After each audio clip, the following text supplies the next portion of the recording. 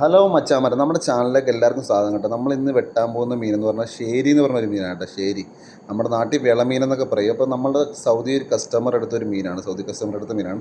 അവന് ഫൊറൂൺ ചെയ്യാനാണ്. ഫൊറൂൺ എന്ന് പറയുന്നത് നിങ്ങൾക്ക് ഇപ്പോൾ വഴിയെ ഞാൻ കാണിച്ചു തരാം. ഫൊറൂൺ എന്താണ്? അപ്പോൾ നമുക്ക് എപ്പോഴും കൂടുതൽ ഈ ഫൊറൂണായിട്ടൊക്കെ നമ്മുടെ നാട്ടിലാണെങ്കിലും ഫൊറൂണായിട്ടൊക്കെ കഴിക്കണത് കൂടുതൽ നല്ല കേട്ടോ. കാരണം വേറൊന്നുമല്ല, ഫൊറൂണായിട്ട് കഴിക്കുന്നതിൻ്റെ ഗുണമെന്ന് പറഞ്ഞാൽ എണ്ണ തൊടുവില്ല. ഈ സാധനത്തിൽ എണ്ണയെന്ന് പറയുന്ന സംഭവമില്ല.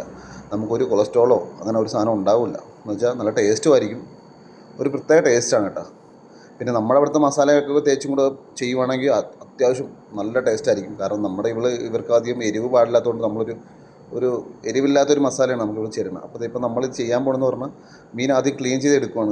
ക്ലീൻ ചെയ്തെടുക്കുന്ന പറഞ്ഞാൽ മീൻ രണ്ടായിട്ട് നടുവ് കീറി തന്നെ എടുക്കണം, എന്നാലേ ഈ ഫൊറൂൺ ചെയ്യാൻ പറ്റുള്ളൂ. അങ്ങനെ ചെയ്യണമായിരിക്കും ഏറ്റവും നല്ലത്. കാരണം മസാലയൊക്കെ കൂടുതൽ പിടിക്കാനും അടിപൊളിയായിട്ട് പിടിക്കാനും കാര്യങ്ങളൊക്കെ ചെയ്യാൻ ഇങ്ങനെ പൊളകണ്ട. ഇതുപോലെ വട്ടത്തിൽ നമ്മൾ ഇങ്ങനെ പൊളക്കും, നടുവേന്ന് കീറും മീൻ. നല്ല വൈറ്റ് മാംസം കേട്ടോ ഈ മീൻ്റെ. അപ്പോൾ പറയാതിരിക്കാൻ പറ്റുമല്ലോ എന്ന് പറഞ്ഞാൽ അത്രയ്ക്ക് ടേസ്റ്റുള്ളൊരു മീനാണ്. കൂടുതൽ നമ്മൾ നാട്ടിലാണെങ്കിൽ ഇവിടെയാണെങ്കിലൊക്കെ പൊരിക്കാനാണ് ആൾക്കാർ കൂടുതലും മേടിക്കുന്നത്.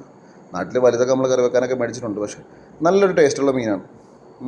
പൊരിക്കാനൊന്നും പറയാനില്ല, നല്ല ടേസ്റ്റാണ്. പക്ഷേ ഇത് ഫൊറൂണ് അമ്മാതിരി സാധനമാണ്. ഒന്നുമല്ല ഫൊറൂണിൻ്റെ അടുത്ത്. അത് നമ്മുടെ നാട്ടിൽ ചിലത് നമുക്ക് ചെയ്യാൻ പറ്റുന്ന ഒരു കാര്യമുള്ളൂ. നമ്മൾ ഓവണിലൊക്കെ വെച്ച് ചെയ്യാൻ പറ്റുമെന്ന് എനിക്ക് തോന്നുന്നു. നിങ്ങൾ ചെയ്തു നോക്കുക, അറിയാവുന്നവരുണ്ടെങ്കിൽ ഒന്ന് ചെയ്തു നോക്കുക. ജസ്റ്റ് മസാലയൊക്കെ ഇട്ട് ഇങ്ങനെ പൊളന്നെടുത്തിട്ട് ചെറിയ മീനൊക്കെ ഒന്ന് ചെയ്തു നോക്കുക. അങ്ങനെ കിട്ടുമെങ്കിൽ ഗുഡായിരിക്കും. അപ്പോൾ നമ്മൾ അത് മീൻ നന്നായിട്ട് വൃത്തിയാക്കി എടുക്കും കേട്ടോ. വൃത്തിയാക്കി കഴുകി എടുത്ത ശേഷം മസാല ഇട്ടിട്ട് നമ്മൾ ഫൊറൂൺ ചെയ്യാനുള്ള പരിപാടിയിലേക്ക് നോക്കുവാണ്. അപ്പോൾ നമ്മൾ ഏകദേശം ഒരു 1.5-2 കിലോ അടുത്ത് തൂക്കമുള്ള മീനാണ് കേട്ടോ.